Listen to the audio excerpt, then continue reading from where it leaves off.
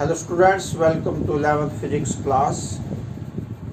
तो देखिए 11th physics में डायमेंशनल फॉर्मूला करवा रहे हैं आपको। तो 15 आपको करवा दी थी, 16th देखो। अब 16th है लीनियर एक्सेलरेशन। देखो पहले सीरियल नंबर डाल लो, फिर फिजिकल क्वांटिटी, फिर फॉर्मूला उसका क्या है, और उसके बाद डायमेंशनल फॉर्मूला। तो लीनियर एक्सेलरेशन का डायमेंशनल फॉर्मूला देखो कैसे करेंगे। बिल्कुल इतना आसान भी नहीं है। इसका पहले मेन फॉर्मूला याद करना पड़ेगा, क्योंकि मेन फॉर्मूला अगर किसी का याद नहीं है तो उसके बिना डायमेंशनल फॉर्मूला आपको समझ में नहीं आएगा। रट्टाफिकेशन नहीं करनी आपने, पहले मेन फॉर्मूला समझना है, याद करना है, उसके बाद फिर डायमेंशनल फॉर्मूला आपने बनाना है। तो देखो कैसे बनाएंगे। पहले देखो लीनियर एक्सेलरेशन होता क्या है, change in velocity upon time. यानी वेलोसिटी बढ़ती जाए या घटती जाए तो वो एक्सेलरेशन होता है। बढ़ती जाए तो पॉजिटिव एक्सेलरेशन, और घटती जाए तो नेगेटिव एक्सेलरेशन होता है। डिटेल इसकी पूरी आगे टॉपिक आएगा लीनियर एक्सेलरेशन का, वहां पे आएगी। अभी ज़्यादा डिटेल नहीं मैं करवा रहा, अभी तो सिर्फ डायमेंशनल फॉर्मूला ही मैं आपको बताता हूँ। Change in velocity upon time. अब चेंज इन वेलोसिटी का आपको फॉर्मूला बताया था डायमेंशनल, m की पावर 0, l की 1, t की -1। ये वेलोसिटी का जो डायमेंशनल फॉर्मूला होगा वही चेंज इन वेलोसिटी का होगा, सेम होगा। और जो यूनिट वेलोसिटी की होगी वही यूनिट चेंज इन वेलोसिटी की होगी। तो ये बन गया। और टाइम का बटे में टाइम, t की पावर 1। अब यही रहेगा m की पावर 0, l की 1, t की पावर -2।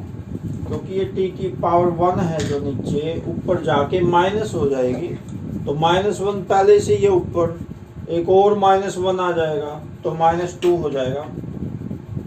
तो लीनियर एक्सेलरेशन का डायमेंशनल फॉर्मूला ये पक्का याद कर लो, ये बहुत काम आएगा, खासकर वेलोसिटी का, एक्सेलरेशन का और फोर्स का। ये 3 डायमेंशनल फॉर्मूले आगे बहुत काम आएंगे। क्यों काम आएंगे? क्योंकि इनसे और बहुत सारे डायमेंशनल फॉर्मूले बनेंगे।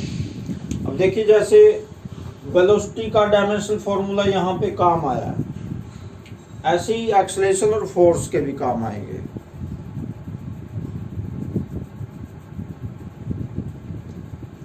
अब इसकी यूनिट देखिए, यूनिट कैसे बनाएंगे।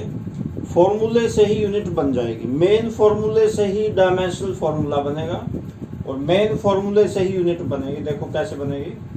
Change in velocity upon time. Change in velocity की यूनिट बताई थी metre per second. Metre per second, पर को माइनस पावर द्वारा लिखते हैं। हालांकि मीटर पर सेकंड को ऐसे भी लिख सकते हैं, ओब्लिक डाल के, यानी डैश डाल के, लेकिन यहाँ पे -1 पावर के रूप में लिखना है। मीटर पर सेकंड बटे में टाइम की यूनिट बताई थी सेकंड। अभी ये देखो सेकंड की 1 पावर है, ऊपर जाके -1 हो जाएगी। अब सेकंड की -1 ऊपर, पहले ये एक और आ जाएगी तो मीटर पर सेकंड स्क्वायर हो जाएगा। ये याद रखना आपने, लीनियर एक्सेलरेशन की unit metre per second square, ये पक्का याद आपने रखना है। लीनियर एक्सेलरेशन की unit metre per second square. Next देखो एंगुलर वेलोसिटी। तो एंगुलर वेलोसिटी का main formula angle upon time. यानी एंगुलर वेलोसिटी, एंगल चेंज होता है टाइम के हिसाब से। तो एंगुलर वेलोसिटी होती है जब कोई चीज़ सर्कल में घूमती है, तो वो एंगुलर वेलोसिटी होती है। इसको मीटर के हिसाब से नहीं मापते, इसको एंगल के हिसाब से मापते हैं कि कितना एंगल बन गया, उस हिसाब से मापते हैं। Angle upon time. तो एंगल का डायमेंशनल फॉर्मूला बताया था, कोई डायमेंशनल फॉर्मूला नहीं होता एंगल का, सब की पावर 0 अपॉन टाइम, टाइम का t की 1। अब ये t की 1 ऊपर जाके माइनस हो जाएगा, तो m की 0, l की 0, t की पावर -1। और इसकी यूनिट देखो क्या बनेगी। एंगल की यूनिट रेडियन होती है, और टाइम की सेकंड है, लेकिन जो टाइम है वो नीचे है तो बन जाएगा रेडियन पर सेकंड। नीचे वाला ऊपर जाके पर बन जाएगा, याद रखना है, माइनस पावर में जाएगा। देखो नीचे वाला, ये जो नीचे वाला है टाइम, इसके यूनिट सेकंड, ऊपर जाके पर बन जाएगा, रेडियन पर सेकंड। इस प्रकार से ये बनेगा।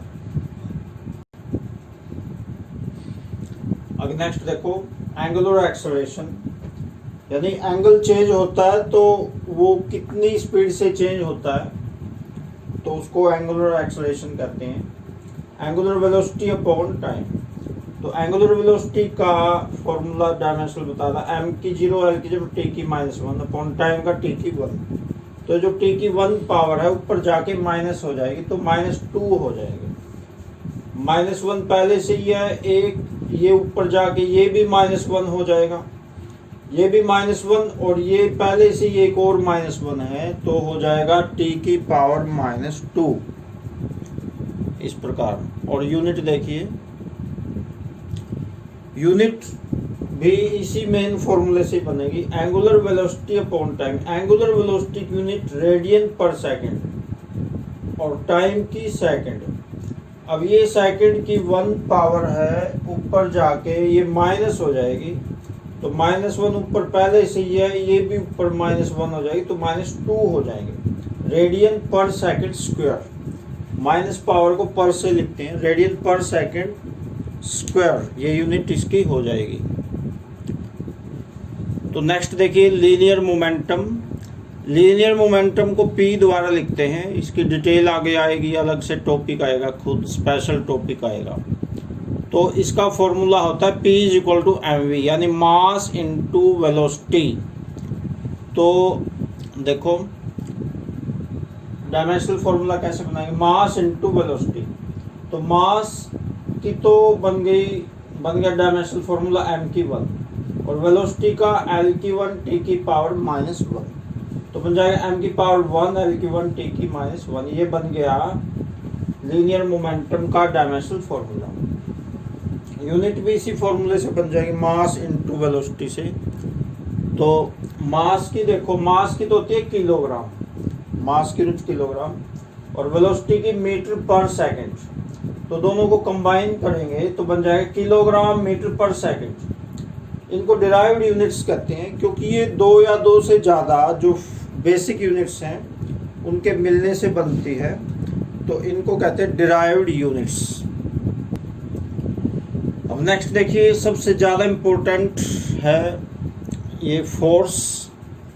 तो फोर्स का मेन फॉर्मूला आप याद कर लो, mass into acceleration. F = ma, ये शॉर्ट फॉर्म से याद कर लो, फोर्स को F से लिखते हैं, F = ma।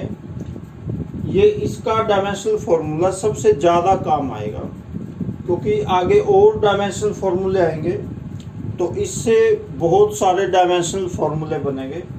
तो मास इनटू एक्सेलरेशन देखो कैसे बनाएंगे, मास का तो बनेगा m की पावर 1 और एक्सेलरेशन का बन जाएगा l की 1 t की पावर -2।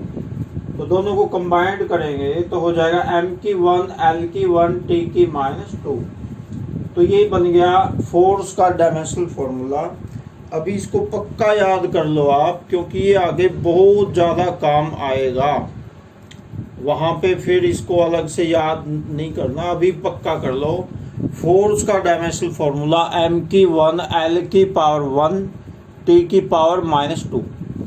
अब यूनिट देखो कैसे बनाएंगे, इसकी यूनिट भी मेन फॉर्मूले से बन जाएगी, मास इनटू एक्सेलरेशन। मास की यूनिट किलोग्राम और एक्सेलरेशन की metre per second square.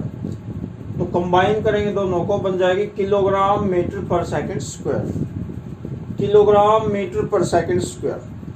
Main फॉर्मूले से डायमेंशनल फॉर्मूला भी, यूनिट दोनों बन जाएगी। अब इसका शॉर्ट नेम है न्यूटन। फोर्स की यूनिट होती है न्यूटन, और 1 न्यूटन को जब एक्सप्लेन करेंगे, एक्सपेंड करेंगे तो बन जाएगा kilogram metre per second square. तो याद रखना आपने, शॉर्ट फॉर्म तो फोर्स की यूनिट होती है न्यूटन, और उसको जब एक्सपेंड करेंगे फैलाएंगे तो kilogram metre per second square. याद रखना 1 न्यूटन का मतलब kilogram metre per second square. आगे नेक्स्ट देखो टेंशन। टेंशन जो होता है वो एक टाइप का फोर्स ही होता है, बस नाम अलग दे दिया। तो देखो जैसे ये डस्टर है, इसको अगर ऐसे खींचेंगे तो इसमें टेंशन हो जाएगी। एक फोर्स उधर से लगा, एक उधर से, अगर ज़्यादा फोर्स लगाएंगे तो ये बीच में से टूट जाएगा, टेंशन आ जाएगी इसमें, तो उसको टेंशन कहते हैं। दिमागी टेंशन अलग होती है और ये फिजिकल टेंशन ये अलग होती है। किसी चीज़ को ऐसे प्रेस करें तो उसमें टेंशन आ जाती है, तो उस वही फोर्स ही होता है एक टाइप का, तो उसको टेंशन कहते हैं। तो इसका जो फॉर्मूला है और मेन फॉर्मूला है वो एक ही जैसा होता है। जैसे ये देखिए, ये एक्सरसाइज करने का इंस्ट्रूमेंट है, इसको ऐसे दबाते हैं तो इस स्प्रिंग में टेंशन आ जाती है, इसमें स्प्रिंग है, इसमें ऐसे टेंशन आ जाती है। देखो तो ये जो टेंशन है ये एक टाइप का फोर्स ही है ये, और इस वाले स्प्रिंग में भी टेंशन आ जाती है। ये देखो इसमें थोड़ी आती है, इस वाले स्प्रिंग में ज़्यादा आती है। तो जो टेंशन होती है वो एक टाइप का फोर्स ही होता है। तो इसका डायमेंशनल फॉर्मूला और यूनिट सेम होती है, फोर्स वाली ही रहेगी इसकी यूनिट भी। आगे नेक्स्ट देखो इम्पल्स। इम्पल्स होता है फोर्स इनटू टाइम, यानी कोई फोर्स है अगर वो ज़्यादा टाइम तक लगा रहे तो इम्पल्स ज़्यादा होगा, फोर्स उतना ही रहेगा। टाइम को अगर बढ़ा दें तो इम्पल्स बढ़ जाएगा, लेकिन टाइम उतना ही फोर्स को बढ़ा दें तो भी इम्पल्स बढ़ जाएगा। डिटेल वहाँ आएगी, सारे के सारे टॉपिक अलग अलग से आएंगे। तो फिलहाल तो देखो फोर्स इनटू टाइम, फोर्स का dimensional formula m/1 l/1 t/-2। देखो आपको बताया था कि फोर्स का डायमेंशनल फॉर्मूला बहुत काम आएगा, बहुत से आगे फॉर्मूलों में काम आएगा। तो देखो अब आ रहा है ना काम, तो फोर्स का डायमेंशनल फॉर्मूला ये हो गया, इनटू टाइम का हो गया t/1। तो इनको कंबाइन करेंगे, m/1 l/1 t/-2 ये हो गई और +1 ये हो गई, ये +1 पावर है। तो टोटल हो जाएगा t/-1, m की पावर l की पावर वही रहेगी, t की पावर बन जाएगी -1। तो ये बन गया इम्पल्स का डायमेंशनल फॉर्मूला। और इसकी यूनिट देखो, यूनिट बन जाएगी, फोर्स की न्यूटन होती है, टाइम की सेकंड, तो न्यूटन सेकंड, बीच में डैश है ये। अगर कोई नीचे हो तो उसको पर के रूप में लिखते हैं, -1 पावर के रूप में लिखते हैं अगर कोई नीचे है तो, लेकिन ये तो ऊपर ही है तो इसको पर के रूप में नहीं लिखना, न्यूटन सेकंड बोलेंगे इसको। बीच में डैश ये कोई ज़रूरी नहीं है लगानी, डैश लगाना चाहो लगा लो, नहीं तो नहीं लगानी है नहीं भी लगा सकते हैं। यूनिट इसकी बनेगी न्यूटन सेकंड। तो देखो अब बुक में या किसी भी गाइड में इसका इम्पल्स का डायमेंशनल फॉर्मूला ये ऐसे डायरेक्ट लिख देता, वो एक्सप्लेन नहीं करता कि वो बना कैसे है। तो ये मैंने आपको एक्सप्लेन करके बताया है कि वो डायमेंशनल फॉर्मूला जो उसने बुक वाले ने डायरेक्ट लिखा वो बना कैसे है। तो ये बना कैसे ये भी आपने अपनी कॉपी में उतारना है। यहाँ पे भले ही आपकी 2 लाइनें 3 लाइनें एक्स्ट्रा बन जाएं, कोई ज़रूरी नहीं है कि जो 22 नंबर पे आया है उसकी एक ही लाइन बनानी है, जो 23 नंबर पे आया एक ही लाइन, ऐसे नहीं करना। यहाँ पे आपकी 3 लाइनें खर्च हो जाएंगी, एक इसकी यहाँ पे, एक यहाँ पे, एक यहाँ पे।